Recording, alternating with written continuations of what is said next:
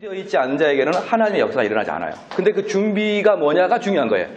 무엇이 준비냐가 중요한 것이지 그냥 말씀 이렇게 막연하게 이야기하면 안 되는 거예요. 그래서 아마 여러분이 청교도를 잘 하신 분들은 준비론이 뭔지 알겠는데 하나님 말씀으로 가득 담겨 있어야 어느 날 스파크를 통해서 그가 거듭나는 거예요. 그러니까 믿음은 들으면서 나잖아요. 그러니까 그가 거듭나기 이전에도 말씀을 들었고 계속 있어야 돼요. 그리고 말씀이 충만해 있을 때 그럼에도 불구하고 여러분이 말씀이 충만해 있다고 말씀이 많다고 해서 그가 거듭난 자는 아니거든요. 거듭나지 않아도 얼마든지 말씀을 공부할 수 있어요. 그런데 그 거듭나지 않는 자가 어느 날 그 말씀을 통해서 성령이 그 말씀을 가지고 역사하는 거거든요.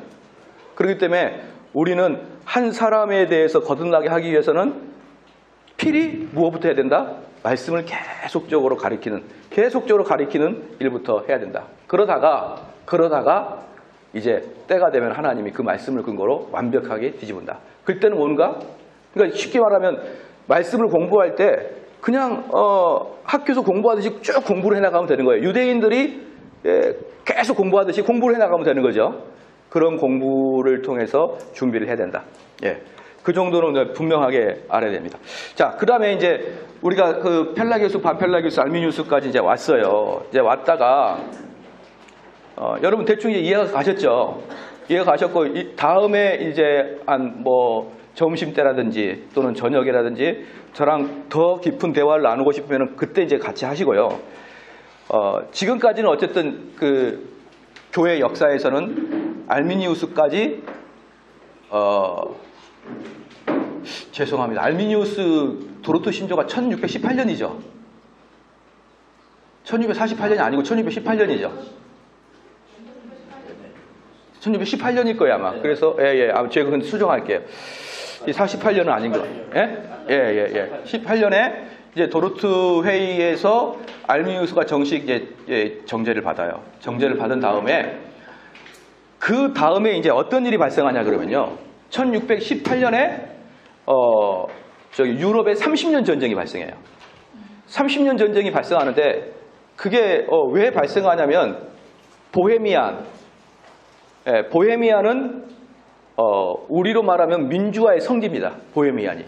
그러니까 그 어떤 독재나 불합리함으로부터 역사상 항상 그 소리를 외쳤던 애들이 보헤미안 애들이에요.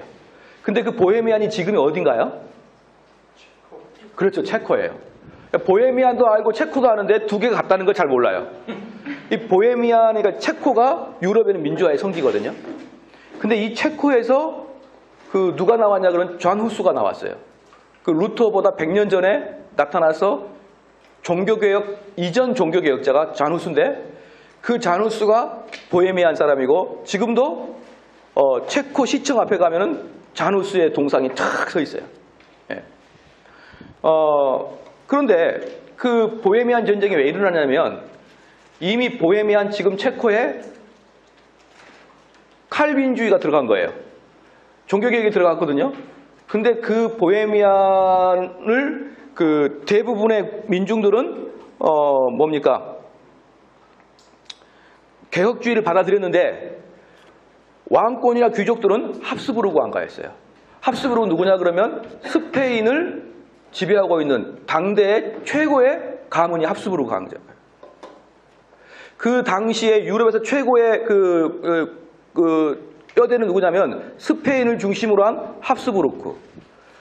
그 다음에 프랑스를 중심으로 한 그 프랑스 축구 잘하는 누구였죠? 이렇게 제가 여러분이 질문이 많아지면 이렇게 자꾸 헷갈려요. 프랑스를 중심으로 한 리옹이 아니고 앙리 재단. 아주 감사합니다. 이럴 때 한마디 해주신 분이 엄청 고마워요. 유럽에는 앙리 집안하고 합스부르크 왕가가 두 개가 투톱이었어요. 그 당시에. 그런데 합스부르크가 더 셌죠. 왜냐하면 합스부르크는 스페인과 이탈리아까지 관장을 했고 앙리는 프랑스를 중심으로 약간 북부를 관장을 했거든요. 근데 이 합스부르크를 대항을 해서 종교개혁이 일어난 거예요. 그렇게 발달된 게 뭐였냐면은 30년 전쟁입니다. 그래서 지금도 그 체코에 가면요. 30년 전쟁이 발발하는 장소가 있거든요. 거기가 어디냐 그러면 제가 직접 가서 작년에 가서 사진을 찍었는데요. 한 4층 높이의 건물에서 이 창문을 열고 합스부르크 귀족들을 던져버립니다. 그 의원들이 다 칼빈주의자였어요. 의회 의원들이 얘네를 들어서 왕가를 던져버려요. 그러면서 얘가 보면은 다 돌이잖아요. 유럽 건물은 바닥도 돌이거든요. 근데 얘가 안 죽어요. 합스부르크 그 귀족이 안 죽어요. 그래서 이제 카톨릭에서는 그 사람을 성모가 잡았다 이렇게 얘기해요. 근데 사실은 거기에 쓰레기통이 있었거든요. 쓰레기통으로 던져진 거예요. 밑에 쓰레기통으로 던져져 살았는데 그때부터 전쟁이 시작돼가지고 30년 전쟁이 발생하는데요. 이 30년 전쟁의 의의가 몇 가지 있습니다. 첫 번째, 최초 세계대전이에요. 최초 세계대전. 합스부르크하고 스페인하고 이 체코가 붙었거든요. 근데 체코 뒤에 누가 있었냐면 독일이 있었어요. 독일이 들어왔고 스페인이 프랑스를 불렀어요. 이렇게 하게 되면서 점점 독일은 또 누구를 불렀을까요? 북유럽 사람들, 네덜란드, 덴마크 애들을 부른 거예요. 그렇게 해가지고 30년 전쟁이 유럽에서 최초의 세계대전으로 발발하고, 두 번째 의미는 뭐냐? 최후의 종교전쟁이에요. 최후의 종교전쟁. 그러니까 종교를 통해서 최후의 가장 큰 전쟁이에요. 그 이후로 국지적으로 전쟁이 있겠죠. 지금도 카톨릭 지역하고 여러 가지 있는데 그렇게 국지적 전쟁 말고 대규모 전쟁으로서는 최후입니다. 최초의 세계대전, 그 다음에 최후의 종교전쟁이에요. 그러면 이 30년 전쟁이 왜 최후의 전쟁이 되느냐? 이 30년 전쟁이 왜 최후의 전쟁이 되느냐? 너무나 많은 사람이 죽었는데 그들이 전쟁하다가 뭘 느꼈냐면, 야, 종교 때문에 우리가 죽어도 되는 거야? 도대체 종교의 의의가 뭐야 도대체? 이렇게 사람들이 생각하게 되는 거예요. 왜냐 그러면 중세 때부터 시작해가지고 우리가 마리아 종교개혁이지, 종교개혁 자체가 로마 카톨릭과 루터파와 칼빈파의 피비린내는 칼싸움이었어요. 종교개혁이라 그러니까 우리가 종교개혁을 기념하지 사실은 전쟁이란 말이에요. 전쟁. 그렇기 때문에 종교개혁 자체가 전쟁이고요. 그 전에 수많은 전쟁이 종교 때문에 일어났습니다. 중세 내내 일어났죠. 십자군 때문에 일어났죠. 계속 일어나고 또 왕과 교황끼리 싸웠죠. 그 다음에 종교개혁이 일어났죠. 그 다음에 최후에 30년 전쟁이 일어났죠. 이렇게 한 거의 1000년을 살다 보니까 유럽 사람들이, 야, 종교가 뭐냐 도대체? 종교가 뭐길래, 결국 종교는 누구를 위함이 아닌가? 시작? 우리 인간을 위한 거잖아. 우리 인간을 위한 종교인데 이 종교가 뭔데 이 종교 때문에 싸움을 할 수가 있느냐라고 깨우친 겁니다. 그게 바로 계몽주의예요, 여러분. 그래서 현대는 계몽주의부터 시작합니다. 그럼 여러분 물어볼게요. 그 종교 때문에 그렇게 1000년 동안 싸웠거든요. 싸웠어요. 그 다음에 종교가 뭐냐? 이 종교가 결국은 우리 인간을 위함이 아닌가라는 그런 각성을 한다 그랬죠. 자, 그 각성이 맞습니까? 틀립니까? 틀려요. 그 각성이. 그리고 30년 전쟁 이후부터는 급격하게 기독교가 무너져 버립니다. 지금 무슨 말이에요? 이제는 더 이상 종교가 하나님 중심이 아니라 누구 중심이 되는 겁니까? 사람 중심이 되는 거예요. 그래서 그때부터는 싸우질 않아요. 싸우질 않아요.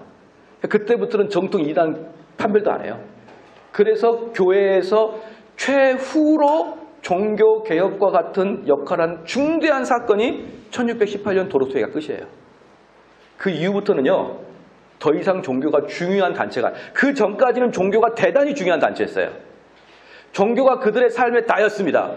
왜 그러냐 그러면요, 프랑스의 왕이 교황 앞에 머리를 숙이고 그 다음에 프랑스 왕이 쫓아가지고 맨발로 그 교황 앞에서 3일 동안 꿇어 앉아가지고 우리를 용서해 주십시오라고 했던 사건이 있었어요.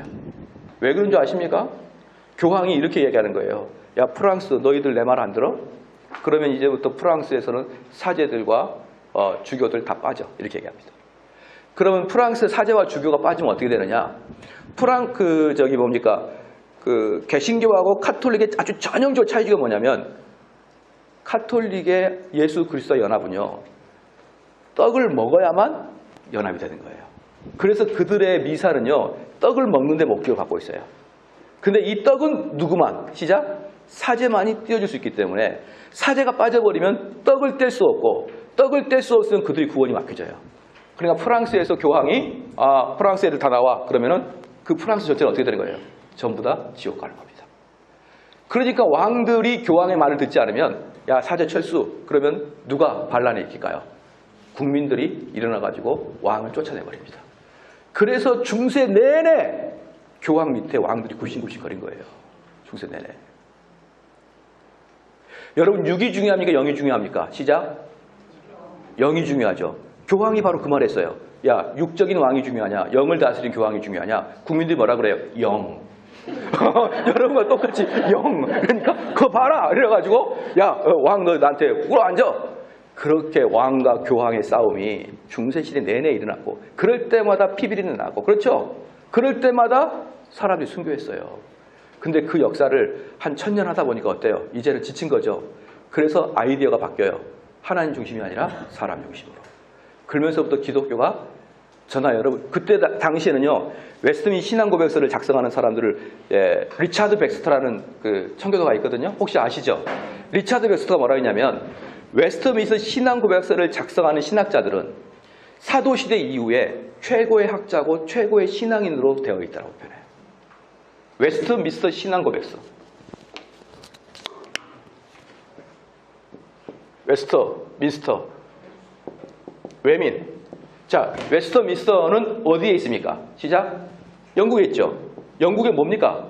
국회의사당이에요.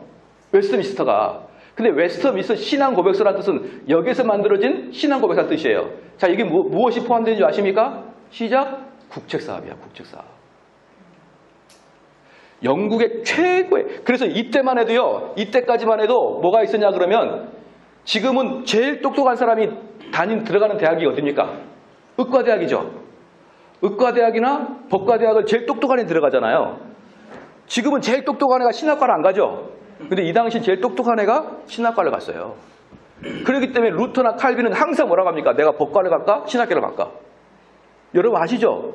그래서 루터도 법대생이었고 칼빈도 법대생이었는데 걔네들이 신학을 바꿨죠. 왜? 최고의 엘리트들만은 신학을 갔으니까. 그렇게 최고의 엘리트들이 신학을 갔던 때가 저 이후로 급속히 사라져버려요. 그 다음부터는 어때요? 저와 여러분처럼 좀 이렇게 속된 말로 서울대 법대 들어갈 실력이 안 돼도 신학교로 가는 거예요. 그 당시에는 유럽의 최고 엘리트들 들어갔고 최고의 지성인과 최고의 신앙인들이 모여서 신앙고백서 만들었어요. 지금 무슨 말입니까? 이때 이후부터는 어때요? 기독교가 더 이상 중요한 위치가 없다. 이때까지는 기독교가 대단히 중요한 거였고 이 다음부터는 기독교가 중요하지 않아요. 그러니까 그때부터 어때요? 에이 그래 싸우든가 말든가 그게 뭐 우리한테 뭐 피가 되냐 살이 되냐 알아서 해라 이렇게 하면서 유럽이 싹 돌아선 게 바로 뭡니까? 현대주의입니다. 그래서 유럽은 끝장나는 거예요. 그리고 지금 여러분들이 신앙을 생활할 때 절대로 여러분 스스로가 신앙을 만들지 말고 저분들이 만들었던 것을 공부를 해야 되는 거예요. 왜?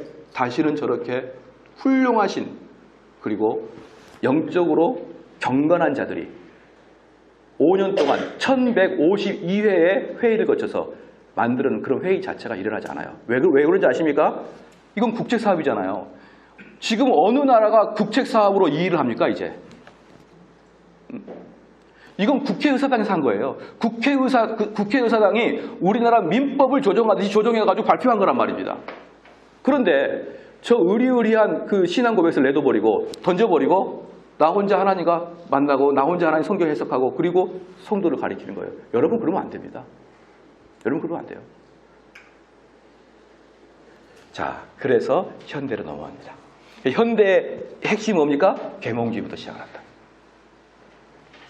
그래서 이 서구 현대 정신을 르네상스부터 시작하는데요. 현대를 굳이 구별하라 그러면 17세기 데카르트부터를 현대라고 봐요. 17세기. 그래서 뭐 그 지금은 현대냐 후기 현대냐 뭐 이렇게 따지지만 무조건 현대는 데카르트를 현대의 시작점으로 본다는 것은 여러분 잘 아셔야 되고요. 그 다음에 이제 현대에 들어올 때 아까 이제 30년 전쟁이 1618년부터 1648년도에 이렇게 30년 전이 일어나거든요. 그런 30년 전 때문에 사람들이 이제 더 이상 기독교는 싫다. 이렇게 해서 이제 계몽주의가 나타난다 그랬잖아요. 계몽주의가 나타나는데 이 계몽주의의 가장 큰 모토는 뭐냐면 우상으로부터 탈피예요. 우상으로부터 탈피.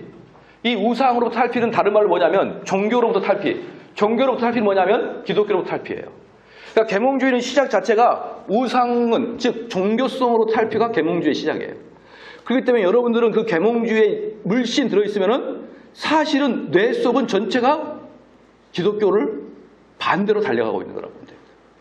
그러면 이 현대주의에서 우리를 가장 크게 괴롭힌 게 두 가지예요. 많지만 이번 주에는 저는 현대주의에서도 상반기 현대주의를 이야기하려고 그래요. 상반기 현대주의는 무엇을 이야기하냐, 어디까지냐? 기독교가 미국이 주축이 되기 전까지. 기독교가 미국이 주축이 되기 전까지가 상반기 현대예요. 그리고 이제 또 엄청난 게 미국의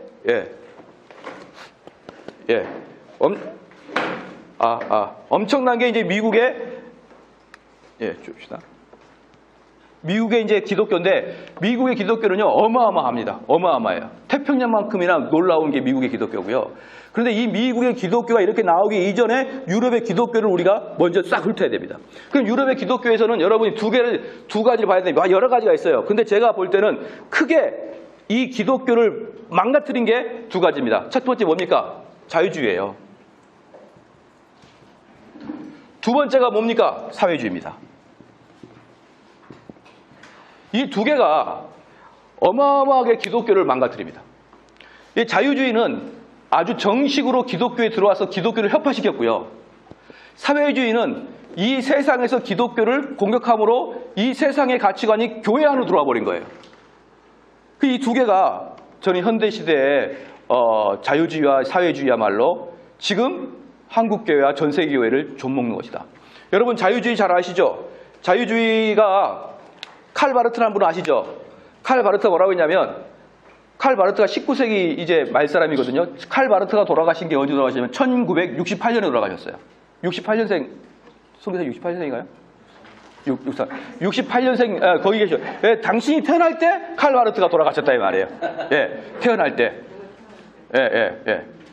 또 64년 C.S. 루이스가 64년에 돌아가셨는데 그때 또 64년생은 또 그걸 또 의미를 둬요.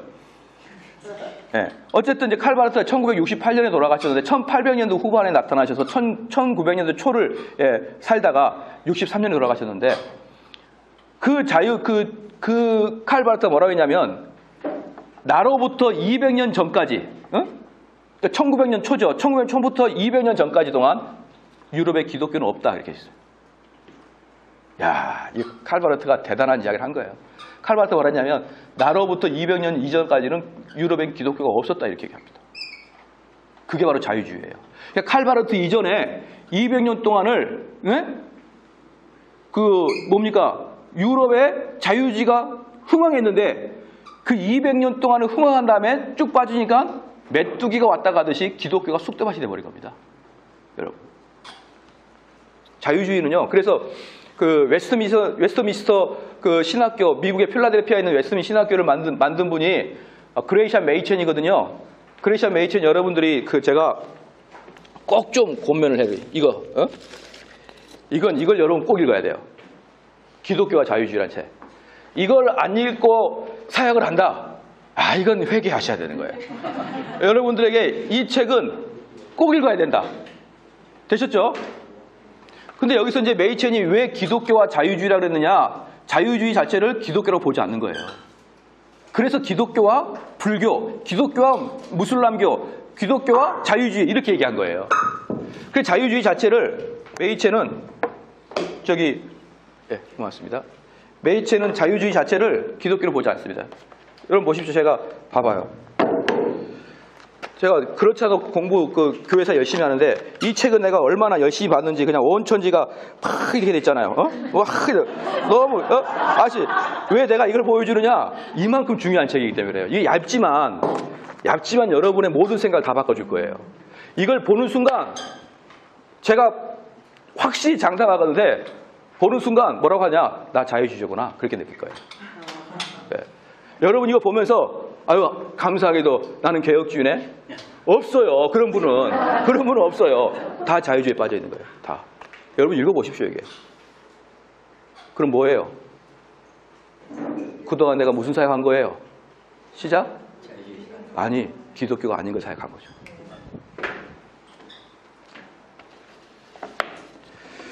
자, 그래서 이 자유주의는 기독교의 탈을 썼지만 기독교가 아니에요.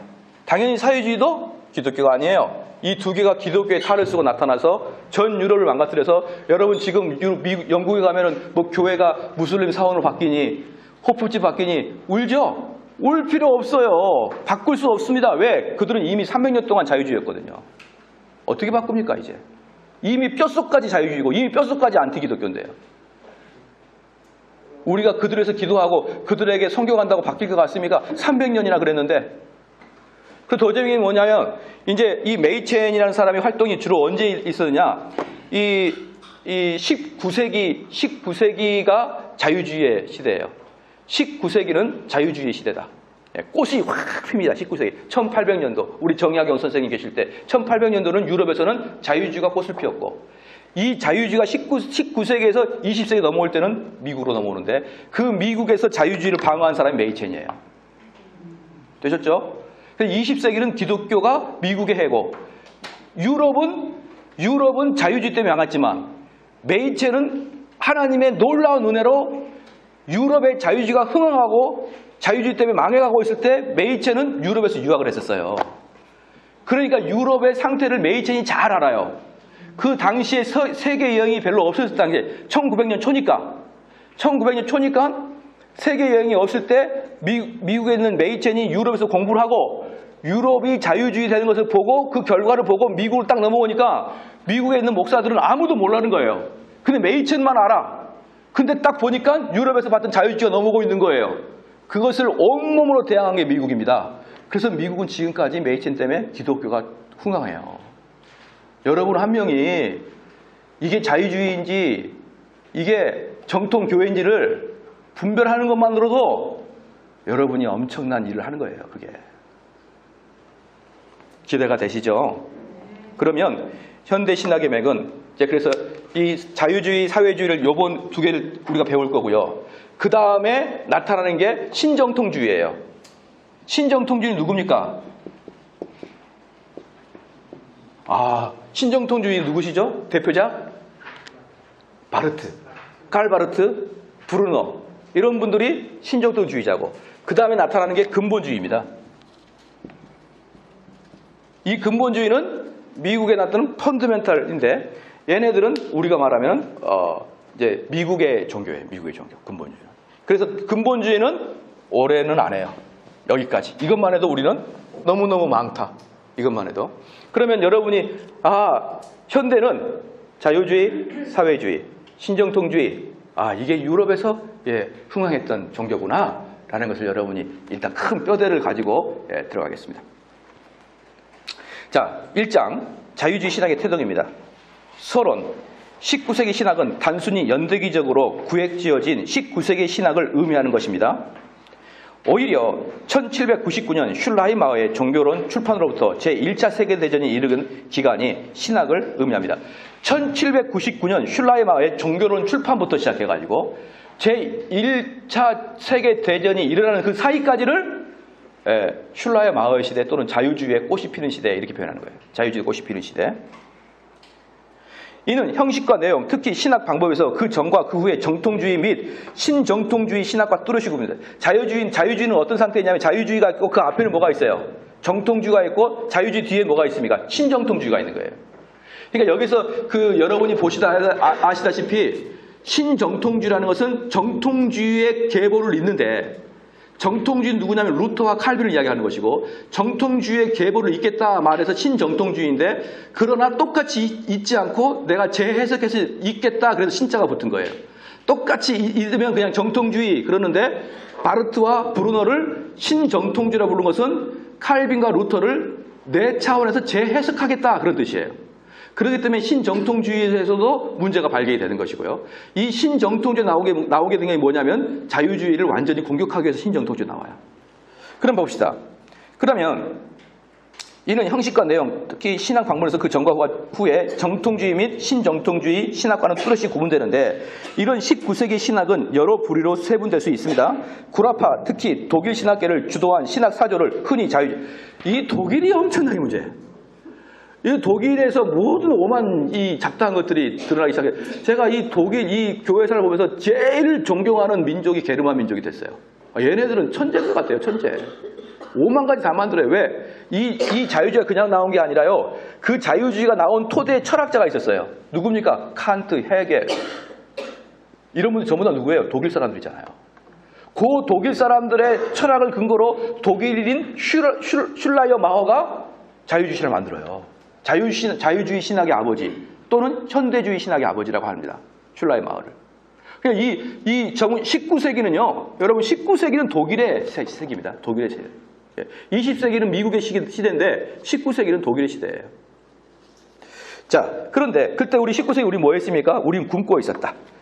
우리는 뭐 아무것도 못하고 있었고 이 잡고 있었어요. 그러나 저기는 어제 올 때 비행기 타고 올 때 남한산성 그 비행기에서 봤거든요. 여러분 보셨나요? 얼마나 깝깝한지 몰라요. 얼마나 깝깝한지 몰라. 밖에서 대포를 딱 대밀고 그 몽골 민족이 저기 안 나오면은 이 대포로 쏴서 다 죽일 거야. 남한성에 딱 해놨는데 거기 안에서 좌파 우파 싸우고 앉아 있는 거예요. 된다 안 된다 된다 안 된다 하고 있는데 폭탄이 떨어지는 거예요. 자중질환. 우리 조선은 뭡니까? 자중질환이에요. 조선은 여러분. 그게 아주 재밌는 게 있는데 역사의식을 분명히 나타나는 게 뭐냐면 처음에 딱 첫 것에 뭐였냐면 그 강변에 할아버지가 한 명 계셨어요. 근데 할아버지가 그 전날에는 자기 왕을 그 산속을 거쳐서 지름길로 안내를 해줘요. 근데 그 다음에는 몽고 왕을 안내하겠다는 거야. 왜? 내가 왕을 안내해봐도 쌀 한 톨 안 줍디다. 그러니까 나는 먹고 나도 먹고 살아야 될 거 아니에요. 이게 뭘 의미하지 아십니까? 조선민족들은요. 조선민족들은 왕이나 일본 놈이나 몽고족이나 누가 다스려도 상관없다. 왜? 그때 권문세족과 왕들이 일본 놈이 다스린 것보다 더 험악하게 다스렸거든요. 험악하게. 어떻게 다스렸는지 아십니까? 이분이 마음에 안 들어요. 너 불러. 이리 와. 너 누워. 엉덩이 때려. 왜 때리세요? 그러면 이놈아 네 죄를 네가 알렸다. 그래요. 모르겠는데요. 또 쳐. 그럼 끝내 알아요. 그러니까 얼마나 민중들이 열받아요. 법도 재판도 없어요. 그냥 사대부에게 미움받으면 무조건 치고 봐요. 친 다음에 아유 죄송합니다. 그럼 풀어주는 거예요. 그거 봐라. 네가 맞은 이유는 죄송한 것 때문에 그렇지. 다 그런 거예요. 그러니까 우리 민중들은 그 위에 고종이 있나 순종이 있나 그 도요토미 히데요시가 있나 상관없어요. 그만큼 우리 민족의 왕들이 그렇게 나빴습니다. 여러분. 뭘 얼마나 조선 그럽니까? 자꾸 조선 그럼 북조선 돼요. 그렇기 때문에 그게 정확한 역사의식의 몽고 딱 그렇게 합니다. 위에 사람 사대부가 명나라를 섬기든지 아니면 몽고 청나라를 섬기든지 우리 민족들은 뭔 필요 있습니까? 자기들끼리는 명나라를 섬기자 청나라를 섬기자 싸우고 있는데 민중들은 너희들이 그걸 섬기든 말든 우리가 뭔 민족이 뭔 의미가 있어요. 제발 전쟁만 안 나게 해주세요. 죽지만 않게 해주세요. 밥이나 좀 먹게 해주세요. 그 얘기 하고 있어요. 그 얘기. 언제? 18세기 때, 19세기 때. 지금 이미 유럽은 어때요? 자유주의가 들어와서 계몽주의로 완전히 바뀌었는데 우리나라는 뭐하고 있습니까? 명나라한테 절해야 된다. 아니다. 신흥 청나라를 섬기자. 그리고 싸우고 있고 그걸 밖에서 보고 있는 그 칸이라는 사람이 있어요. 칸. 그 왕이 몽고 장군이 뭐라고 하냐면 야 쟤네 지금 뭐하고 있냐? 이렇게 물어요. 쟤네 지금 하고 있는 게 뭐냐? 그러니까 여기 있는 사람들도 모르겠는데요. 뭘 하고 있는지 몰라. 근데 둘이는 싸워요. 저 그거 보면서 너무나 정말 우리 한국 사람들 정말 이거 회개해야 된다. 우리 한국 사람들 이렇게 해서는 안 된다. 이렇게. 여러분 우리 한국이 얼마나 중요한지 아십니까? 미국이란 나라가 유일하게 동양에서는 인정할 수 있는 나라가 한국밖에 없어요. 왜? 한국은 그나마 기독교 국가잖아요. 미국 가만히 봐보세요. 기독교 국가가 아닌 국가하고는 아주 강하게 접촉하지 않아요. 그래서 이번에 트럼프 대통령이 일본 방문할 때 트럼프 대통령의 그 페이스북에 물에다 뭐라 쓴 줄 알아요? 진주만 공습을 잊지 말자. 그러고 왔어요. 거기서 써놓고. 그러니까 미국인들 머릿속에는요, 일본한테 두 번 다시 안 당한다 이 말이 있어요. 내가 너희들을 겉으로는 대해주는데, 응? 내 너희들 속으로는 너희들 안 대해줄 거야. 너희들 또 힘나면 또 반항할 거니까. 일본은 궁극적으로 미국이 묻지 못합니다. 근데 한국은요, 단 한 번도 침략한 적이 없어요, 우리가. 힘이 없어. 우리는 힘이 없어. 침략도 안 해. 근데 다 교회를 다녀요. 그렇기 때문에 미국은 우리를 두려워하지 않아요. 우리를 얼마든지 서포트 해줄 수 있어요. 되셨죠? 역사의식을 가지고 있습니다. 그리고 이 세상에 제일 똑똑한 사람이 누굽니까? 시작! 강자한테 붙는 거예요. 우리는 절대로 강자가 될 수 없어요. 나라가 너무 조그마니까. 그래서 우리는 기독교만이 한국을 살릴 일이다. 그 역사의 흐름을 보면 다 보여요. 그러니까 역사를 공부하면요, 이게 흐름이 이렇게 보이는구나. 흐름이 이렇게 보이는구나. 이렇게 볼 수가 있는 것입니다. 자, 그래서 이 19세기에 우리는 그렇게 병자호란 이렇게 있는 시기에 신학은 이미 서양에서는 자유주의 신학이냐 정통 신학이냐 그 엄청나게 논쟁을 하고 있었던 시기입니다. 자유주의 혹은 현대주의는 그 안에 다양한 입장을 포함하고 있기 때문에 그 뜻을 정확히 정의하기가 쉽지가 않습니다. 그럼에도 기본적인 의미는 밑에 보십시오. 제한받지 않는다. 이게 자유주의 핵심입니다. 내 모습 이대로 받으소서. 제안 받습니까? 안 받습니까?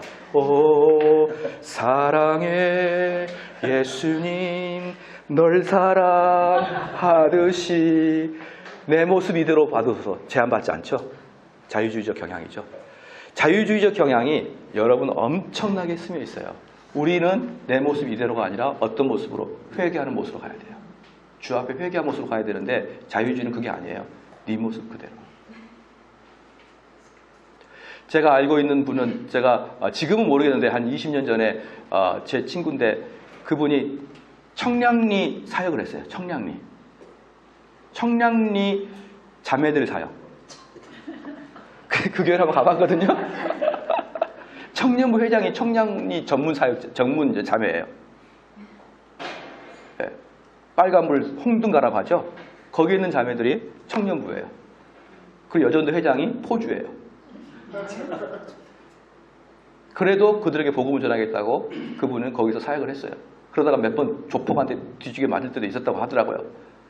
근데 그게 뭐예요? 내 모습 이대로예요. 회개하지 않아요. 그 직업 그대로 가지고 있습니다. 그리고 계속하는 거예요. 그게 뭡니까? 그게 개혁주의는 뭐예요? 회개해야죠. 회개했으면 그 직업을 갖지 말아야죠. 근데 여전도 회장이 포주예요. 포주. 난 참 그 교회 참 독특하다. 지금 아마 청량리가 다 무너져가지고 아마 그 교회가 없어졌을 것 같은데 그때 그래서 아주 그분 인기가 좋았죠. 험악한 곳에 사역한다고. 근데 내 눈에는 헛되도다. 그들을 회개를 시켜야 되는데 아니 어떻게 여전도 회장이 포주냐 이 말이에요. 주일날은 자매야 그러다가 월요일날은 들어가라 네가. 이게 이상하잖아요. 그들은 어머니라 그러거든요. 포주를. 어머니 오늘은 제가 너무 힘들어요. 그래도 너희 기본적으로 6번 7번 들어가거든요. 예. 그래도 들어가라. 예? 아직 뭔 이야기인지 모르고 그렇게 전혀 주파수가 다른 분이시 계세요. 예, 포주라는 단어를 몰랐다. 예. 참. 예, 같습니다. 그러니까 그들의 자유주의 신학의 특징은 제한받지 않는 것이다. 그래서 여러분들이 만약에 이 제한받지 않는 것들이 여러분 속에 많다 그러면 그것은 이미 자유주의에 물들어 있다는 것이에요. 우리 개혁주의는 여러분 모습 그대로 아니에요. 여러분이 회개해야 됩니다. 자, 어떤 사상, 체계나 입장을 절대시하거나 그것에 제한받지 않는 것이다. 절대시 밀주고요. 절대시. 여러분들이 제 강의를 듣거나 누구 강의를 들으면 뭐라고 하죠? 목사님 왜 그렇게 독단적이세요? 목사님 왜 자기만 옳다 그러세요? 이렇게 이야기하는 분이 있을까요? 없을까요? 있어요. 왜? 시작. 자유주의에 물들었으니까. 자유주의에 물들으면 나만 옳다 그런 거 제일 싫어해요. 자유주의는 나만 옳다 그거 자체가 죄야. 근데 자기는 그렇게 자유주의에 물들었는데 자유주의에 물들지도 모르고 자기가 마음이 넓은 줄 알고 목사님 그렇게 말씀하시면 안 되시죠. 좀 더 넓게. 할렐루야. 여러분 사랑합니다. 예, 그렇게 이 제한받지 않고 그 다음에 자유 절대시하거나 그것을 제한받지 않는 것이다. 따라서 자유주의 정신은 뭐냐? 개방된 마음, 관용, 진리에 대한 겸허한 헌신적 태도. 개방된 마음이에요. 개방된 마음이니까 여러분 교회가 어떤 교회가 생겨요? 열린 교회가 생기는 거예요. 오픈된 교회가. 오픈, 관용. 이렇게 관용하죠. 야, 응? 너랑 나랑 틀린 게 아니야. 다름이지. 여러분 익숙하죠? 이게 자유주의라니까요. 이게 자유주의의 철학에서부터 나온 거예요. 근데 진리는 어때요? 기본적으로 좁아요, 길이. 진리는 기본적으로 바늘구멍만 해요, 그 구멍이. 그래서 찾는 자가 드물어요. 그 진리를 전하면 자유주의들에게는 너무나 편협하고 협소해요. 그렇게 해가지고 어떻게 되냐? 정 목사야, 관용 좀 베풀어라. 그렇게 얘기해요.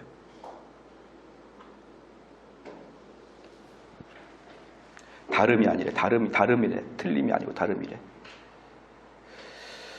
그래서 자유주의는 19세기의 모든 사상, 즉 종교를 비롯한 과학, 철학, 경제, 정치 등의 광범위하게 영향을 끼쳤습니다.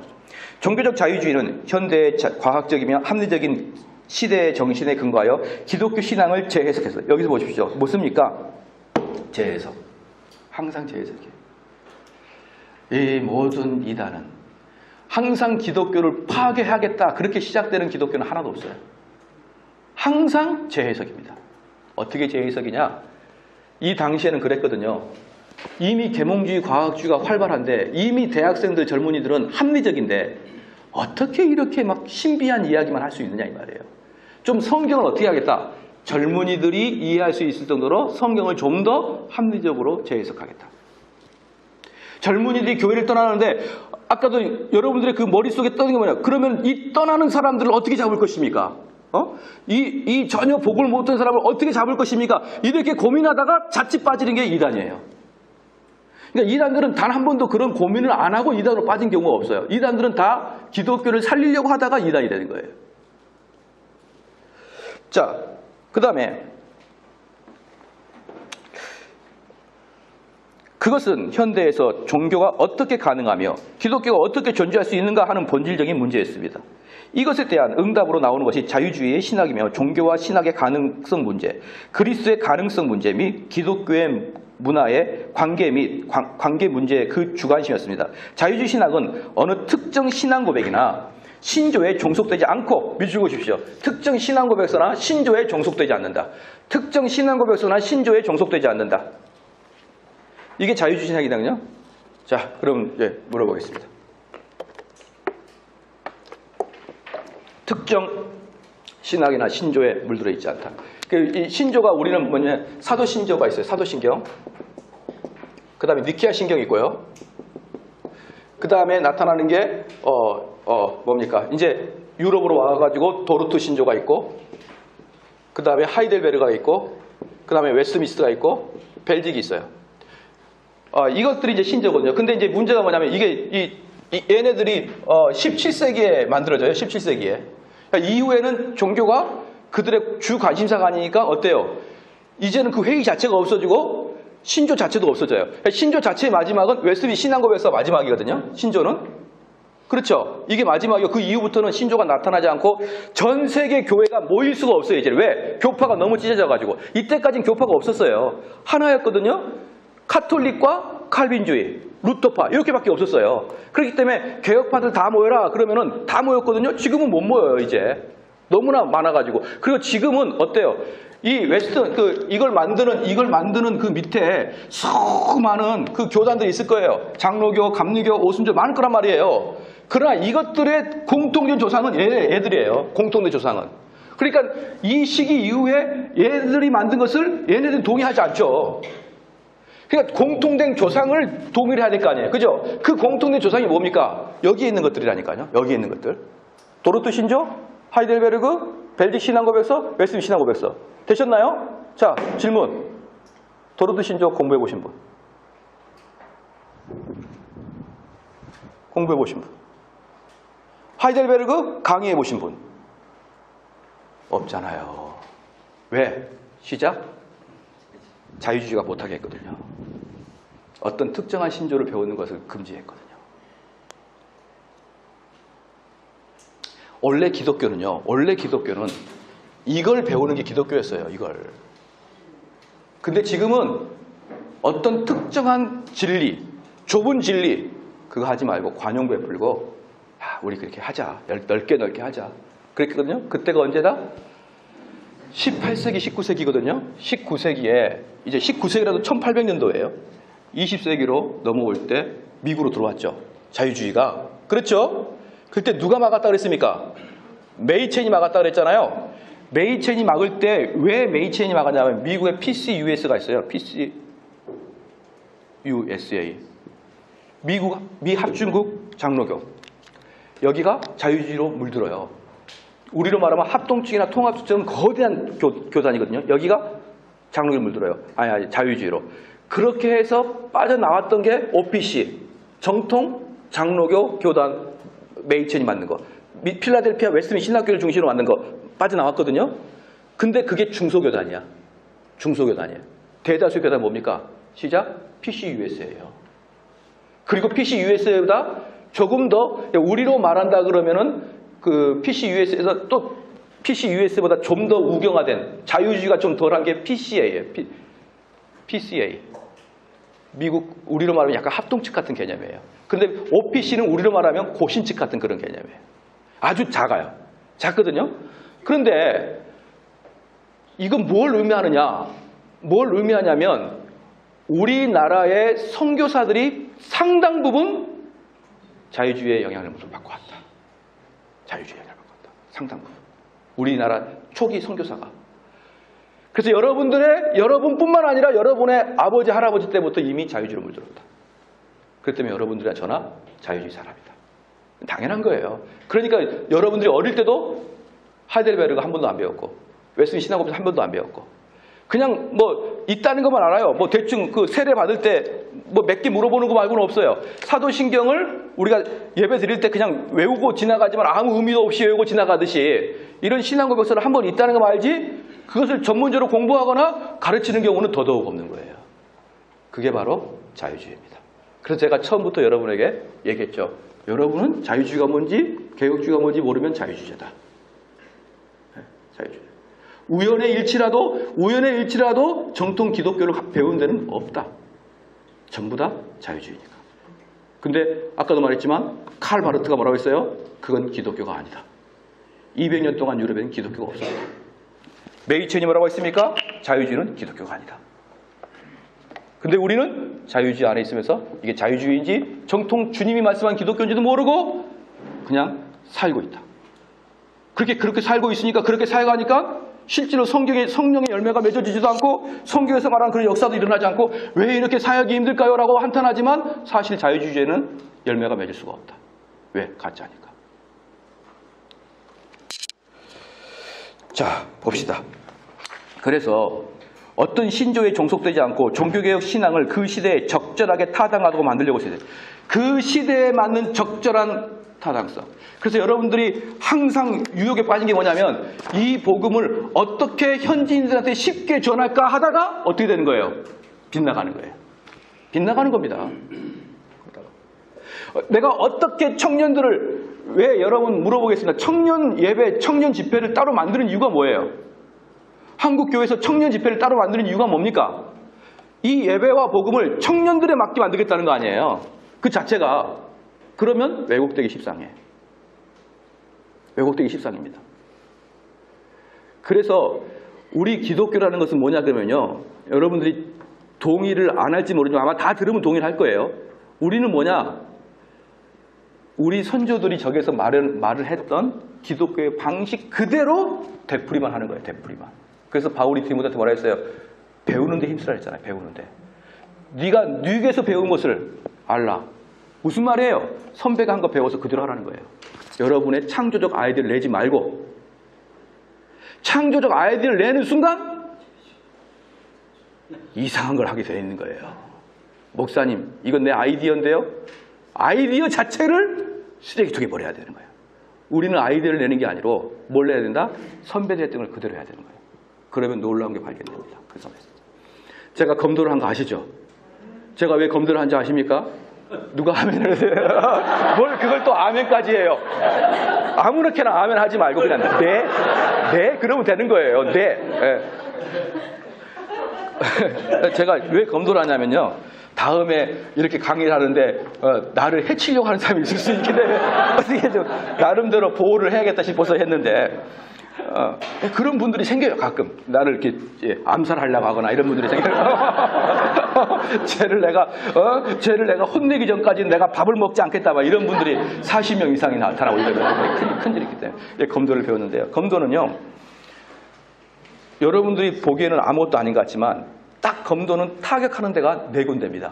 머리, 손목, 옆구리, 허리 그러거든요. 그 다음에 목, 이 4군데예요. 머리. 그러니까 이 4군데를요, 처음에 들어갈 때부터 손목, 머리 계속 그것만 해요. 그런데 처음에 들어가서 운동하나 30년을 운동하나 똑같이 합니다. 똑같이 해요. 그럼 처음에 머리, 손목. 근데 똑같이 운동하는데 30년 운동하는 사람은 칼이 너무나 아름다워요. 싹 나가요. 근데 여러분이 그 죽도를 딱 뜨면은 우리가 전문 용어로 도끼 찍듯이 찍어요. 이렇게. 그런데 그들은요, 똑같은 걸 하는데 칼을 여러분 막을 수가 없어요. 여러분 검도 하신 분 한번 손 들어보세요. 검도 해봤다. 그러니까 없으니까 더 내가 이야기할 거예요. 내가 아무렇게 얘기해도 알지를 못하니까 아무렇게 이야기할 거예요. 검도는요, 이렇게 앞에 죽도를 딱 들고 이게 딱 서로 마주보고 있거든요. 마주보고 딱 있는데 이 죽도의 이 느낌만 봐도 이 사람이 30년 한지 20년 알아요. 상대편이. 그럼 어떻게 되느냐? 저기서 기압을 딱 주고 딱 하면은 제가 어떻게 되느냐? 쥐가 고양이 앞에서 딱 다리가 붙듯이 달라붙어 버려요. 가만히 있어요. 그럼 거기서 딱 때려요. 이거 맞아요. 그럼 지는 거예요. 왠지 아십니까? 똑같은 것을 30년 해봐요. 거기 안에 엄청난 게 숨어 있는 거예요. 엄청나게. 근데 거기서 막 점수 달라고 막 이렇게 해봐요. 30년에서 이거예요. 근데 그 법도에 따라서 30년을 매일마다 똑같이. 그러면 똑같은 작업 속에서도 누가 봐도 저건 30년 칼릭을 알아요. 아무리 우리 검도할 때 속지 말자 2가지가 있어요. 첫 번째 기압 소리. 2번째 검도 복에 그 낡은 거 있죠.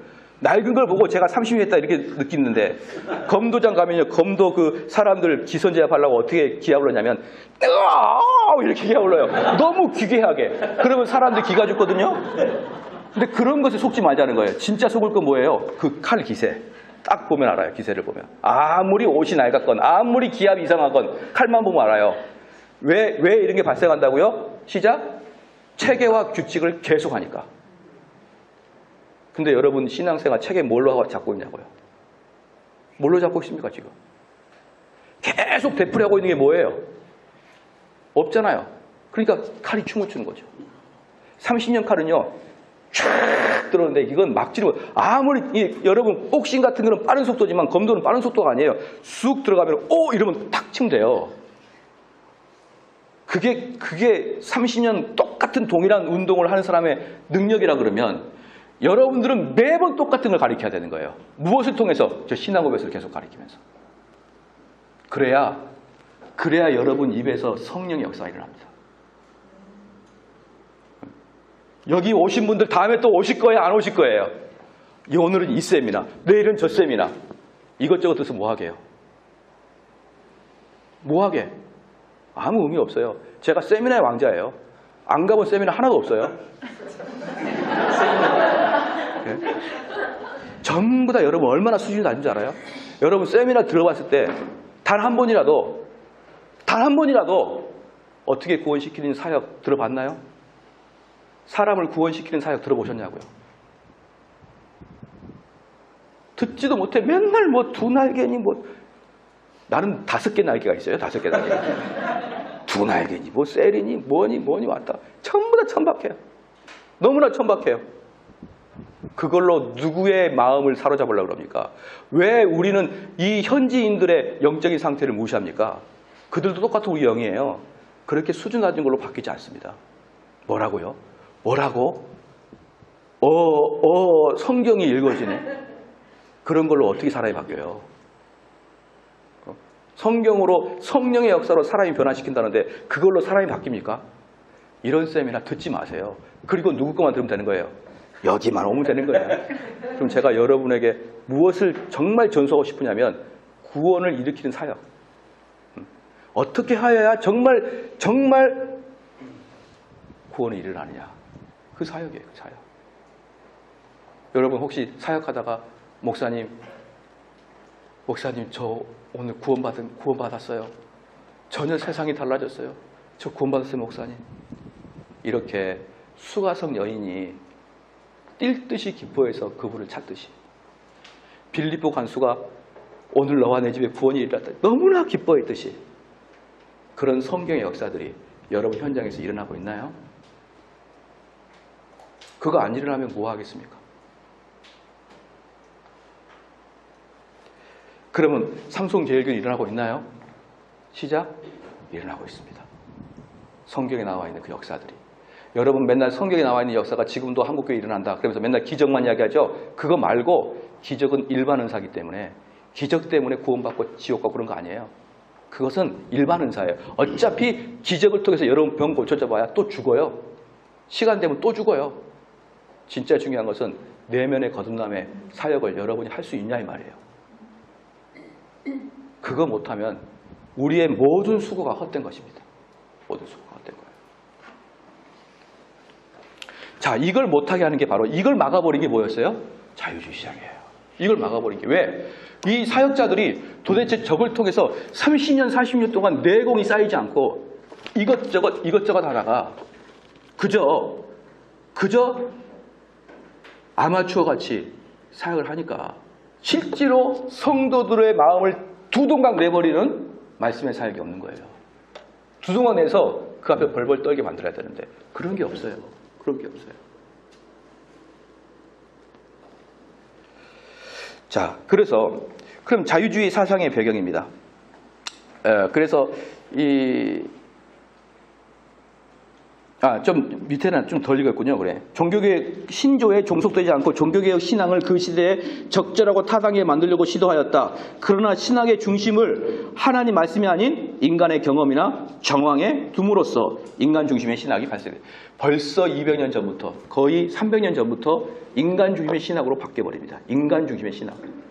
그 전에는 그나마 하나님 중심이었었는데 완전히 바뀌어버려요. 누구부터? 슐라이마부터. 자, 자유주의 신학의 사상적 배경입니다. 19세기 자유주의 신학을 현대 정신에 대한 개신교의 응답인 동시에 그 시대의 산물이었습니다. 이게 뭔 말이라고요? 개신교의 응답의 산물이다. 너희들이 그렇게 기독교에 대해서 그렇게 궁금하면은 내가 너희들에게 응답해 주겠다. 이게 그때 신학자들의 목표였어요. 19세기 자유주의 신학은 현대 정신에 대한 개신교의 응답인 동시에 그 시대의 산물이었다. 개신교는 18세기에 여러 측면으로 변화를 겪었고 정치적으로는 백년전쟁, 영국 시민전쟁, 프랑스 혁명, 미국의 독립전쟁. 프랑스 혁명이 1787년에 발생했거든요. 미국 독립전쟁 1775년. 과 같이 수많은 갈등과 투쟁이 일어났습니다. 언제? 18세기 동안에. 그러니까 18세기는요. 어마어마하게 그 18세기 있기 전에 17세기는 30년 전쟁이 있었잖아요. 17세기에. 그러니까 17세기에 30년 전쟁이 끝난 다음에는 이 종교 전쟁을 이제 막을 내리고 그 다음부터는 독립전쟁으로 막이 되래요. 그러니까 또 유럽은 또다시 피해 제국으로 또 들어간 것입니다. 18세기는 종교 때문에 피를 흘렸다 그러면 이제 17세기는 종교 때문에 피를 흘렸다면 18세기는 독립 때문에 또 피를 흘려요. 독립 때문에. 자, 그런데 수많은 갈등과 투쟁이 일어났으며 이런 과정을 통해 현대 민주주의가 출현했고 경제적으로는 자본주의가 태동하고 산업혁명이 일어났으며 사회 계급이 발생했습니다. 과학과 기술의 발전함에 따라 과학이 모든 문제를 해결할 수 있다는 신념이 확산되었습니다. 이러한 변화의 도전에 대응하여 자유주의 신학은 계몽주의와 조화하여 또는 계몽주의 관점으로부터 기독교 신앙을 재해석하려 했습니다. 그러니까 뭡니까? 계몽주의 관점으로 재해석이에요. 예, 하나님 말씀으로부터의 곧바로 추려내는 게 아니라 계몽주의 관점으로 재해석입니다. 그렇죠? 계몽주의는 17세기에 시작되어 18세기에 전성기를 누리며 전 유럽 사상의 주류를 형성하였던 사주로서 개인의 자유와 이성의 능력을 무한히 신뢰하고 강조하였던 것이 특징입니다. 이성의 무한한 신뢰입니다. 이성의 무한한 신뢰는 뭐냐면 결국은 성경 말씀도 이것은 합리적이지가 않다라는 것을 제거할 수 있는 곳으로 이성이 올라가는 거예요. 하나님 말씀이 무조건 S가 아니라 야 이것은 좀 아닌 것 같다. 이렇게 이성이 하나님 말씀을 판단해낼 수 있는 위치로 올라간다 이 말이에요.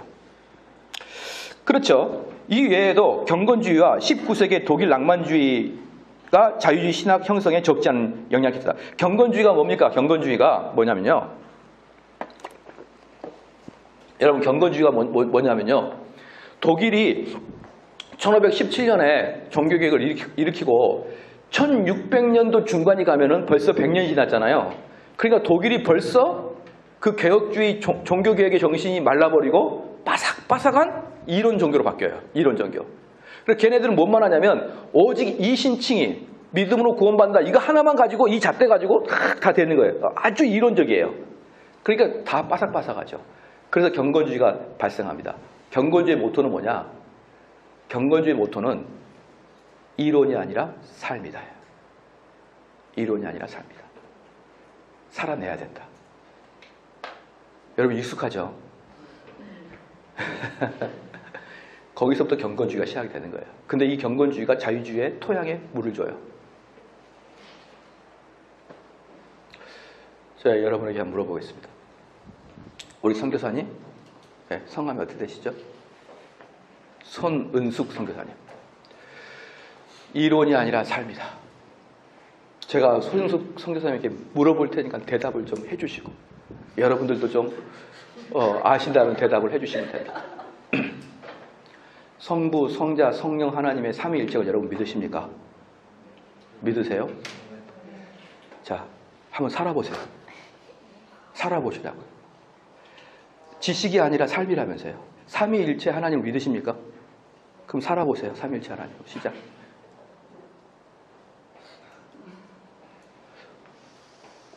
제가 주로 질문하면 웃을 수밖에 없는 거예요. 특별히 할 말도 없고. 또 하나 물어볼게요. 예수 그리스도는 완전한 하나님이고 완전한 인간인 거 믿으십니까? 시작. 살아보십시오. 살아보십시오. 아니 그게 무슨 손을 행하면 뭔 상관이 있어요? 우리 예수님은 하나님이고 완전 인간인데 그걸 어떻게 살 것이냐? 다시 말씀드릴까요? 기독교의 핵심 못 살아요, 여러분. 기독교 핵심은 여러분이 못 살아낸다고요. 다 이론적이라고요. 그러므로 지식이 아니라 삶이다 그러면 기독교 교리 다 망가져요. 경건주의가 시작할 때는 그렇듯해요. 왜?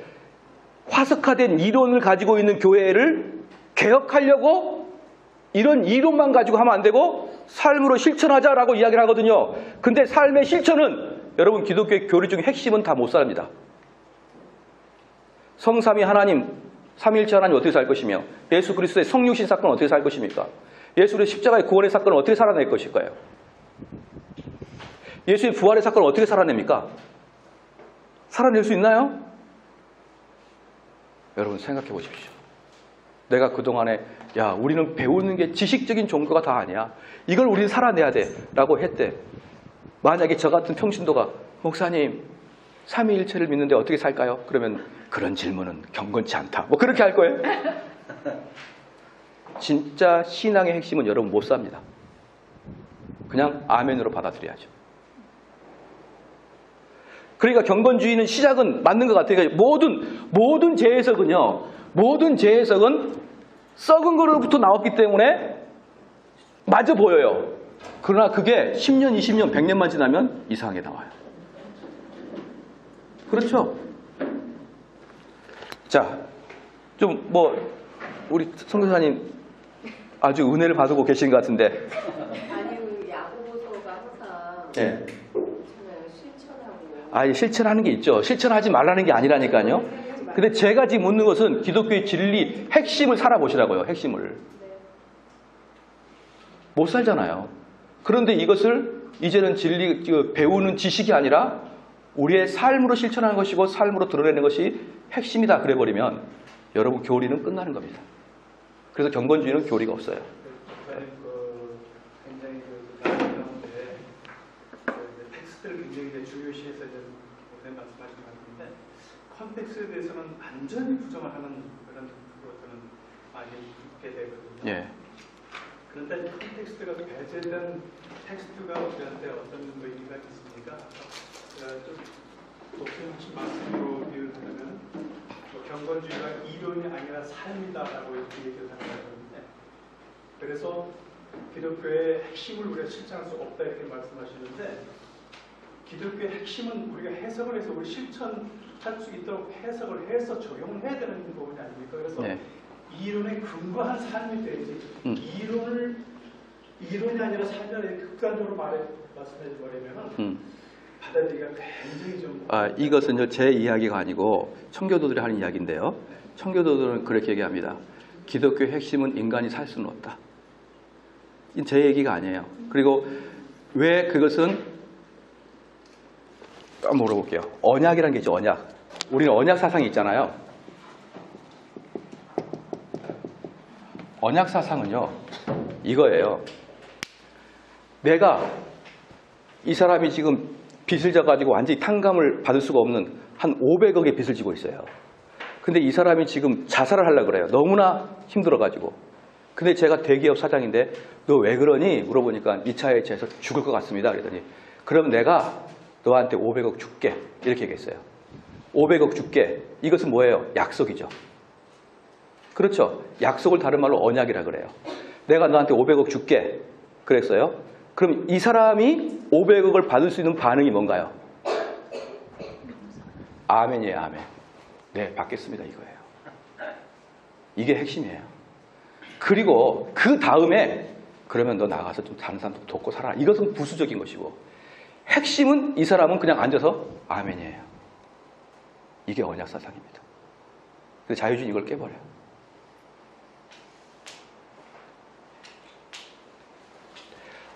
자, 봅시다. 계속. 자, 계속. 예. 그래서 이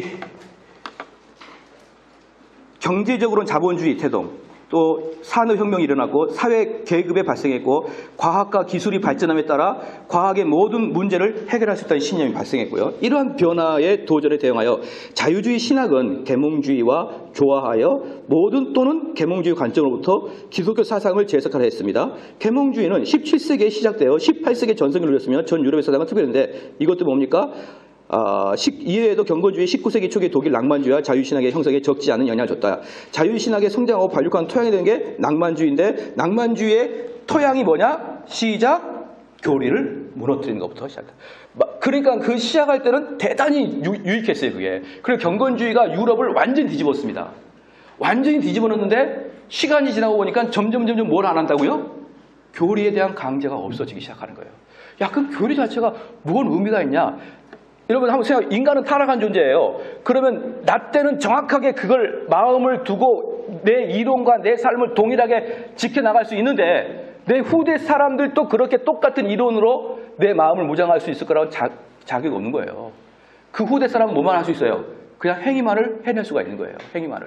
그 의미가 뭔지를 정확하게 대대로 이어질 수 있다 그러면은 얼마나 좋겠습니까마는 1세대, 2세대만 지나면은 그 정신은 사라지고 그 형태들만 드러나게 되는 거예요. 여러분 물어볼게요. 여러분 혹시 교회 하시는 분 한번 손 들어 보실래요? 교회 하시는 분. 예, 교회 하시는 분. 예. 우리 선교사님 세례 주시나요? 세례. 그럼 교회 온 지 몇 년 만에 세례를 주죠? 저요? 예. 저희 세례 줄 때는 1년 정도. 교육까지요. 예, 교육 과정에서 1년. 그럼 왜 그게 보통 1년이거든요? 보통 여기뿐만 아니라 왜 1년일까요? 그 기독교에 대해서 예수님에 대해서 더 예. 잘 예. 그렇죠. 근데 왜 1년이냐고. 2년도 아니고 3년도 아니고. 그게 적절하다고. 적절하다고. 왜 그러냐면요. 1년 후에 교회 온 지 1년에 세례를 주라. 이게 법적으로 정해져 있어요.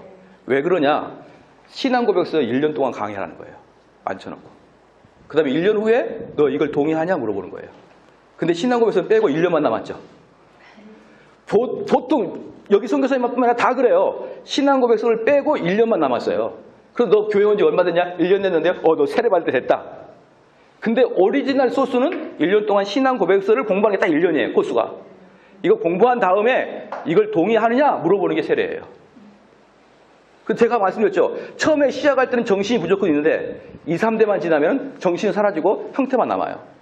그렇기 때문에 1년만 남는 거예요. 1년만.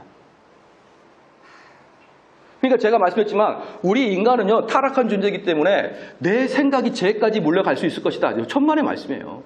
그냥 바뀝니다. 그냥. 이게 변화되는 그 과정에서 예. 처음에 성경에 보면은 그냥 믿느냐 그리고 세례를 줬잖아요. 예, 예.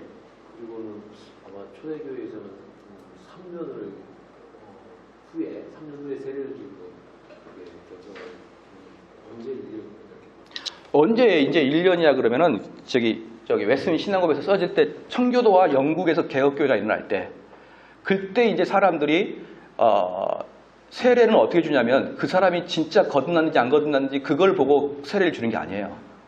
그것은 우리가 외적 세례는 우리가 관리하지만 내면적 세례는 우리가 관리한 게 아니죠. 그런데 웨스민 신앙법에서를 새신자들 쭉 가르쳐 보니까 1년 정도의 분량인 거예요. 이걸 다 배우고 이걸 동의하는 사람에게 교회 멤버가 되게 하는 세례를 주는 거예요. 그래서 그때부터 1600년대부터 1년이 된 것이죠. 그러니까 신앙 고백서를 가리키라 그 뜻이에요. 네. 그런 정신은 어떤다? 사라지고 웨스민 신앙 고백서를 전혀 가리키지 않는 상태에서 교회 나오면 1년이면 세례 받을 자격이 돼 있네 이렇게 이야기해요. 여러분뿐만 아니라 한국에 다 그래요. 그래서 맨날 세례 기간 되면은 야 이번에 세례 받을 대상 누구냐? 찾아요. 찾을 필요가 없죠. 왜 찾을 필요가 없을까요? 세례 받을 대상들이 이미 나랑 같이 1년 동안 신앙 고백서를 공부하는 사람들이 세례 받아야 되니까. 찾을 필요가 없는데 그렇게 안 하니까 세례 받을 대상이 누구냐 찾는 거예요. 근데 그 빌립이 바로 준 것처럼 어떤 분은 그렇게 기간이 있을 필요 없다. 예. 그런 분도 있거든요. 전도 받고 바로 받고 싶으면 예. 그런 분도 있는데. 이제 지나가겠습니다. 다 하려면 어렵고 지나가겠습니다. 어쨌든 1년을 그렇게 하는 이유는 정신을 분명히 가지고 있어라. 왜 1년을 해야 되는지.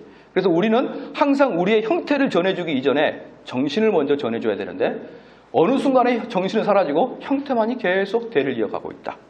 그렇죠? 그래서 이제 이게 바로 낭만주의가 그게 바로 자유주의에게 물을 주는 계기가 된 거예요. 그렇게.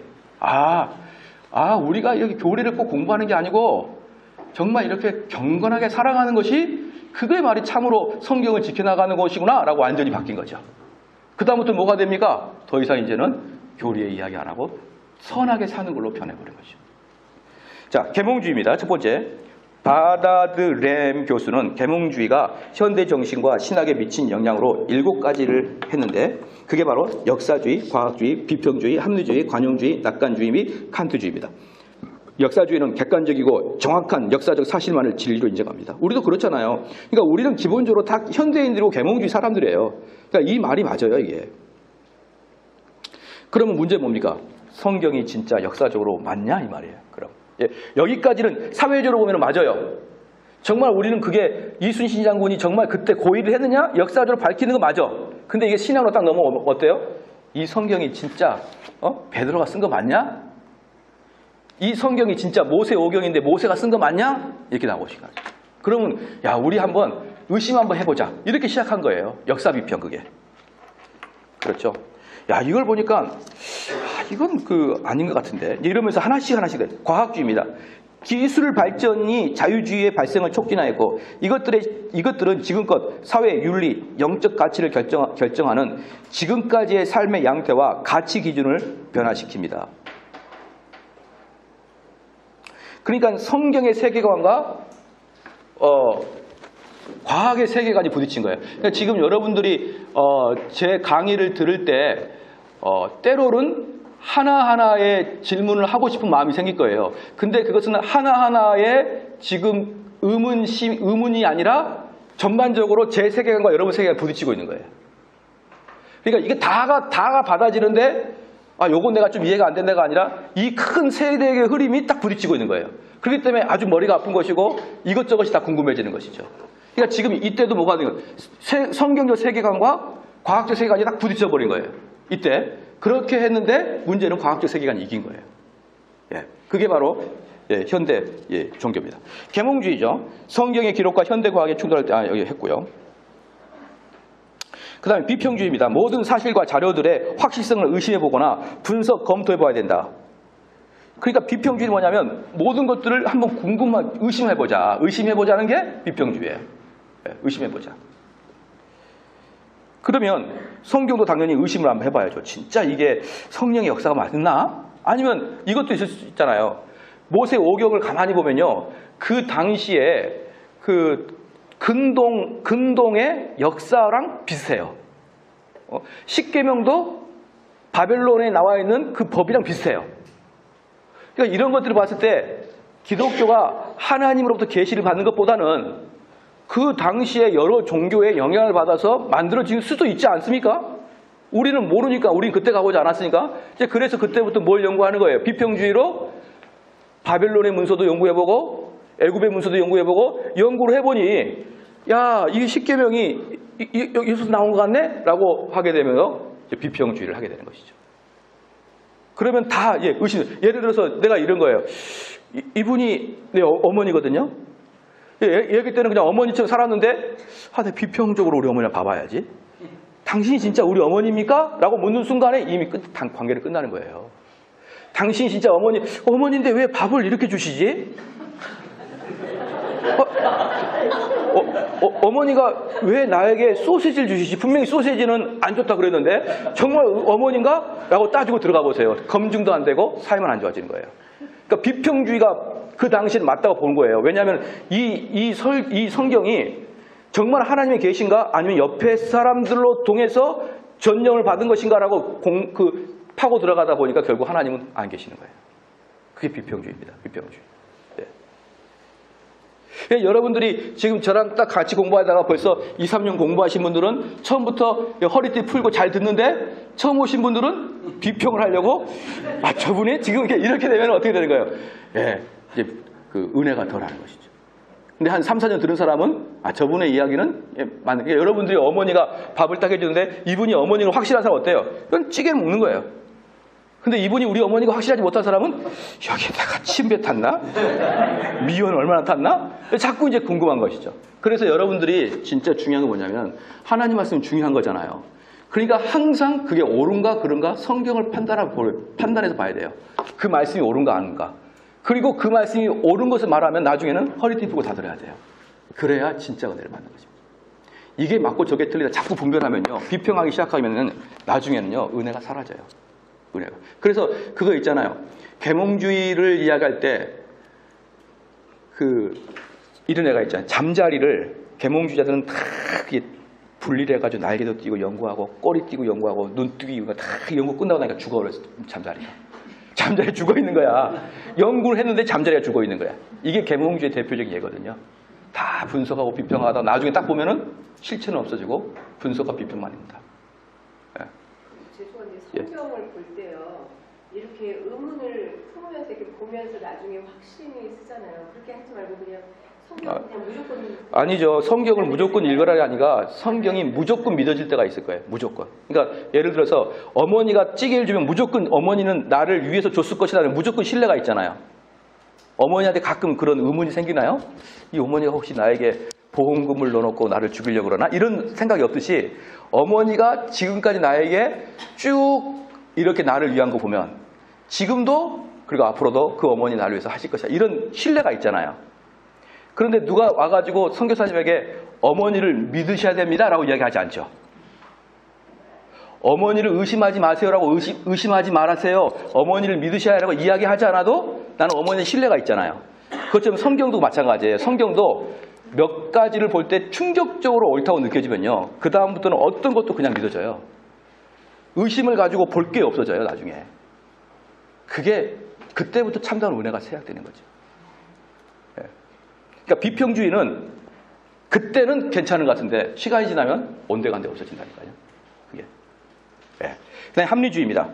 이성의 완전한 능력을 강조하여 이성을 최종적인 권위와 진리의 척도로 간주하고 이성의 판단에 따라 행동하는 것이다. 기독교의 모든 교리 역시 이성에 의해 심판을 받게 되어야 한다는 태도다.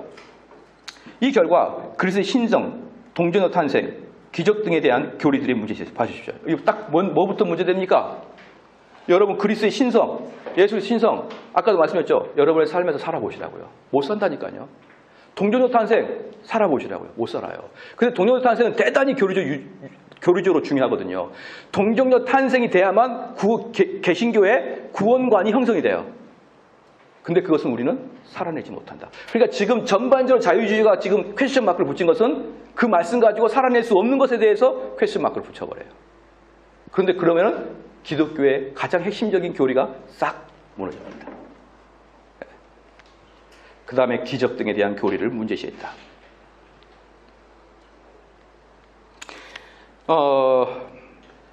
그러니까 이들은 뭐라고 했냐면 어떻게 기적을 무시했냐 그러면요. 저자들이 오해를 했다. 이렇게 표현해요. 저자들이 오해를 했다. 예를 들어서 예수님이 바닷가를 걷잖아요. 근데 그 바닷가를 걸 때 풍랑이 일었죠. 그러니까 제자들이 너무 정신이 없는데 예수님이 해변가를 걸어오신 거예요. 차곡차곡. 야, 문제 있냐? 근데 너무 정신이 없는 제자들은 저게 물 위를 걷는 것처럼 보이는 거예요. 이런 착각을 하였다.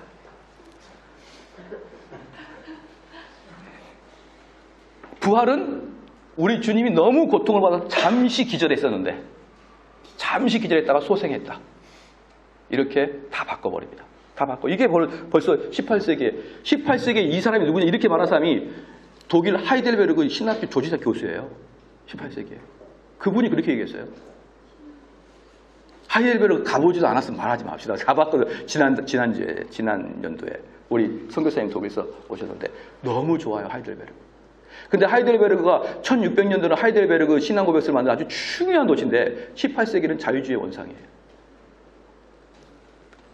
그렇죠? 그 다음에 관용주의입니다. 절대적 진리를 주장하지 않고 계속성의 원리를 강조하는 것입니다. 이것은 자유주의의 인간과 자연의 세계, 자연적인 것과 초자연적인 것, 인간과 하나님의 연속성과 기독교의 타종교의 공통성을 주장하고 기독교를 다른 종교 가운데 하나로 취급하는 거예요. 이거 관용주의. 이게 정말 이걸 어떻게 해야 됩니까? 이 관용주의 중에 여러분 제일 무서운 게 뭐냐면 후반부에 있는 거 인간은 자유주의가 인간과 자연의 세계, 자연적인 것과 초자연적인 것, 인간과 하나님의 연속성이랄지 연속성. 이게 엄청난 겁니다. 이게 지금 우리가 완전히 빠져버리고 있는 거예요. 예를 들어 보겠습니다. 지금 여기 자유주의는 자연과 하나님과 인간의 연속성을 이야기했잖아요. 이게 뭐냐면요. 자연과 하나님, 자연 안에 이제 인간도 포함이겠죠. 이 연속성이 뭐냐? 이게 왔다 갔다 이해가 된다. 왔다 갔다. 지금 무슨 말이냐? 자유주의자들은 이게 왔다 갔다 이해가 돼. 영적인 것이 뭘로 나타날 수 있다? 자연적이고 육적인 것으로 나타날 수 있다는 거예요. 다시 영적인 것이 자연적인 것이고 육적으로 드러날 수 있다. 이게 자유주의가 이야기한 거예요. 뭐냐? 여러분이 하나님한테 잘하면은 하나님 은혜를 주셔서 잘 살 수 있다. 여러분이 하나님 앞에서 잘 순종하고 살면은 여러분의 건강도 하나님이 또 낫게 해준다. 내 영이 잘 되면 범사에 잘 된 같이. 이렇게 영적인 세계와 이 자연의 세계가 연속성을 가지고 있다. 연속성을 가지고 있다. 당연히 이렇게 말하는 4차원의 영성은 자유주의죠. 그렇죠? 자유주의예요. 이게 우리를 충격으로 빠뜨려요. 이건 우리는 보수주의라고 여겼거든요. 보수주의. 근데 보수주의 안에 이미 18세기 자유주의가 들어와가지고 자유주의의 특징 중에 가장 큰 특징이 자연과 영적인 세계의 연속성입니다. 순종하면 잘 된다. 예, 들어가겠습니다. 우리 그래 하나하나 물어보면은 진도가 안 나가요. 여러분들이 이해는 하실 거라고 봐요. 하나님께 순종하면 여러분 어떻게 될까요? 당연히 하나님이 여러분에게 합당한 결과를 주겠죠. 하나님이 여러분이 합당한 결과를 주는데 만약에 하나님이 선교사님에게 순종했는데 재물을 줬는데 선교사님이 그것 때문에 타락했어요. 안 주죠. 그렇기 때문에 순종을 했기 때문에 내가 원하는 복이 안 올 수가 있는 거예요. 하나님이 원하시는 것이 올 수 있잖아요. 그런데 우리는 지나치게 우리의 관점으로 만들어놔요. 그래서 우리가 영적으로 이렇게 헌신하면은 이러한 복을 하나님이 주실 것이다 라고 해버리죠. 자, 그 다음에 이제 그게 뭡니까? 이 자연과 인간의 세계를 연결하는 연속적이라는 거예요. 연속적. 이때 다음에는 이 가면 더 충격적이에요. 이게 관용주의 쪽이 더 충격적이에요. 낙관주의입니다. 낙관주의 인간과 인간의 미래를 신뢰하여 모든 것을 긍정적으로 보며 낙관주의 밑에다 딱 그거예요. 뭐라고 부르냐? 인간은 선하다. 인간은 선하다. 인간은 착하기 때문에 점점 발전할 수 있다는 거예요. 자, 개신교는 뭡니까? 시작. 인간은 악하다. 인간은 죄인이다. 인간은 쓸모없다. 그래서 우리 옆에 사람한테 인사를 한번 해야 돼요. 옆 사람한테 인사합시다. 시작. 당신은 쓰레기입니다. 이게 개혁주의예요. 이게 왜 당신은 쓰레기가 그렇게 은혜가 된 줄 아십니까? 제가 우리 손 선교사님을 쓰레기로 와요. 쓰레기로. 그럼 내가 이분을 쓰레기로 보면 어떻습니까? 이분이 아무리 헛된 짓을 해도 저는 이 사람 때문에 상처를 안 받아요. 그죠?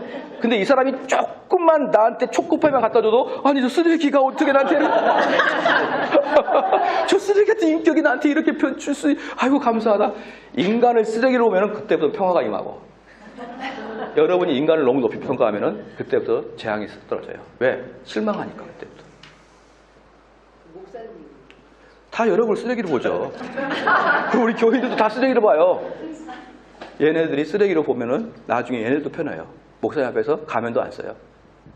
저 이렇습니다. 다 토로해요. 왜? 쓰레기가 뭔 좋은 게 있어요. 좋은 걸 이야기하면 껍데기 벗겨라. 속마음을 이야기해라. 성도들이 목사님 쓰레기를 보고 비슷하게 보죠. 뭐 그거예요. 다 뭐 비슷해요. 굳이 저한테 별로 기대도 안 해요. 저는 우리 성도한테 그러면 제 가르침만 받아라. 내 인격은 너희한테 보여줄 거 없다.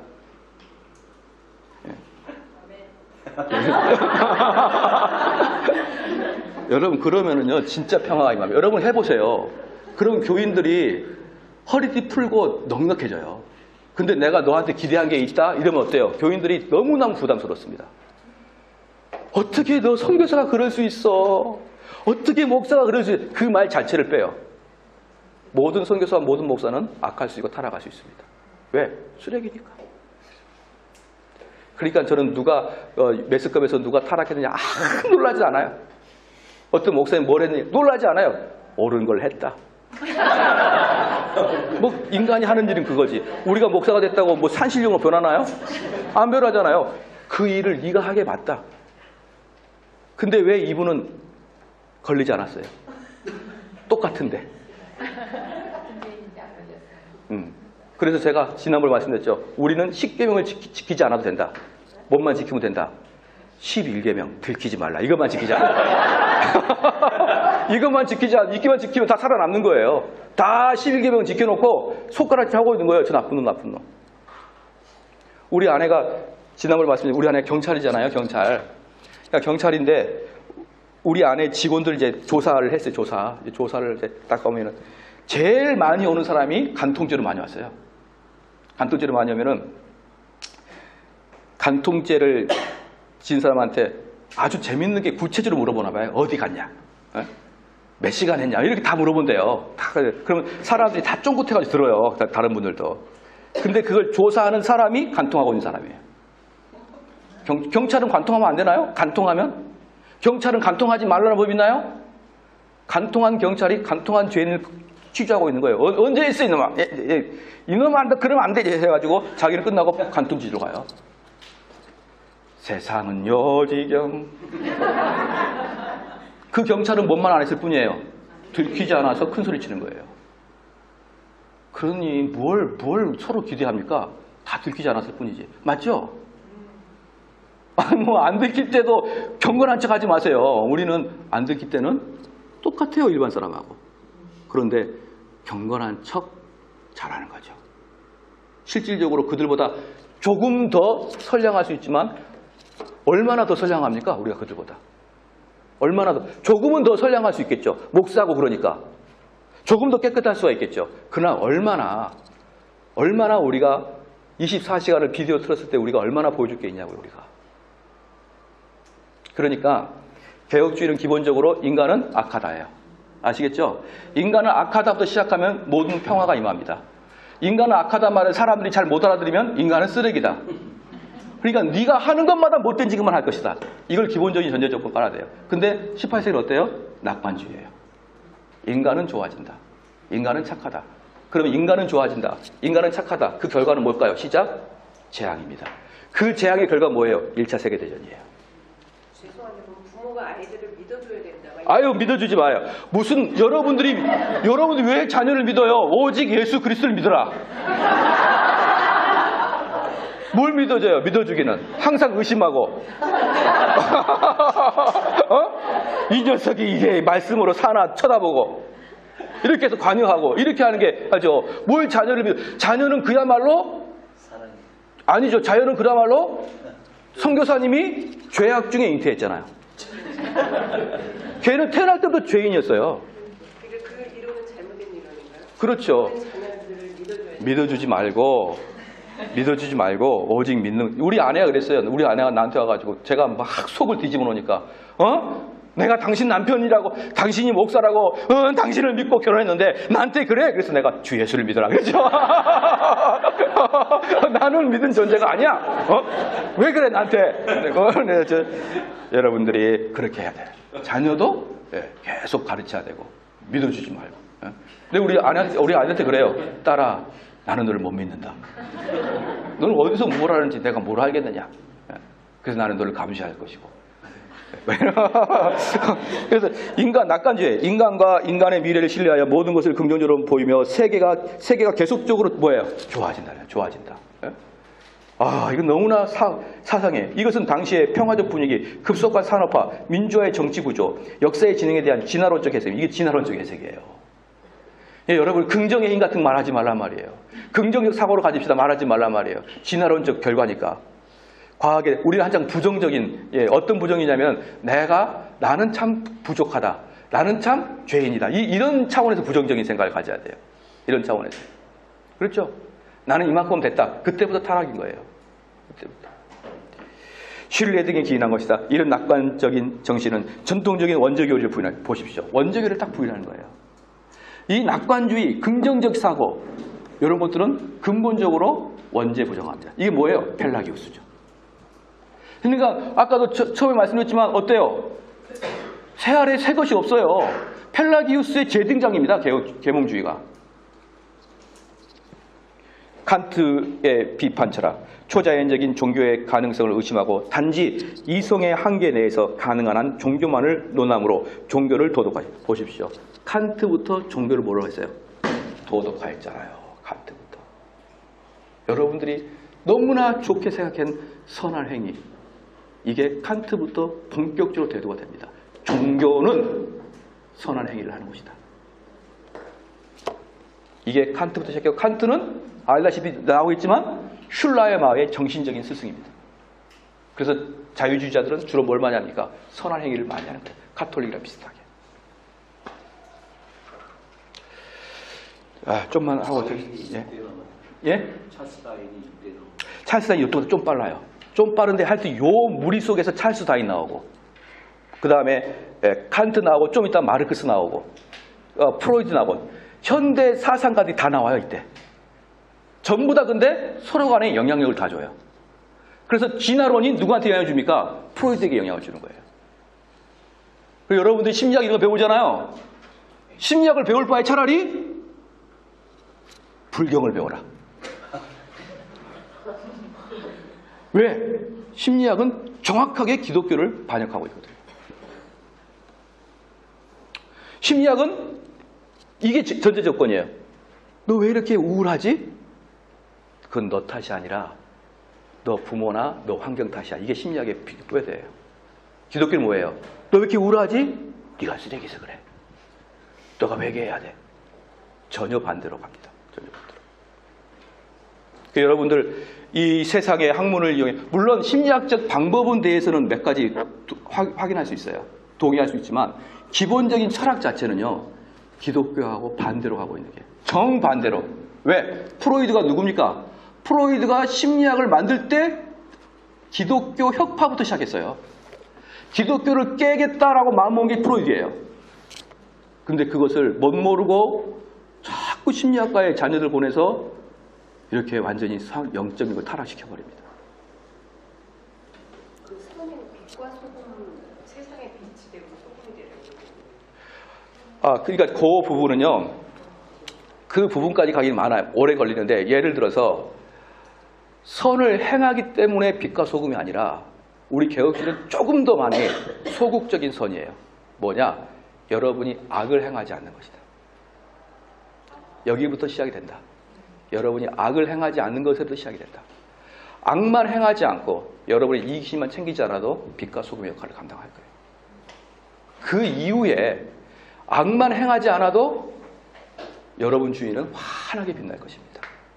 근데 왜 악만 행하지 않느냐? 기본적으로 인간의 전적 타락을 생각하고 있습니다.